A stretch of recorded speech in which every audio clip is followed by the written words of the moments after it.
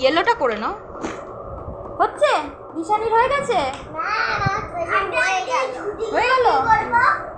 দেখি অ্যামেলিয়ার, ঋষভ দিখাও হাত।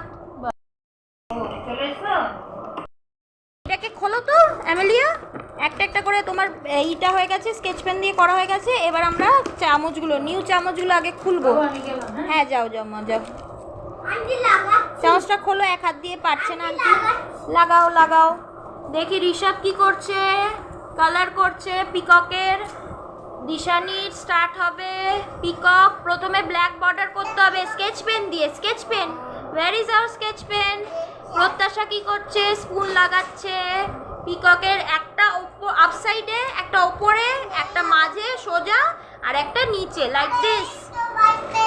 একটা উঁচুতে করেছো, একটা মাঝামাঝি দেবে, আর একটা নিচের দিকে দেবে, এইভাবে। হ্যাঁ, আবার ওইদিকে তিনটে, তাহলে 6টা করলে আমাদের হয়ে যাবে।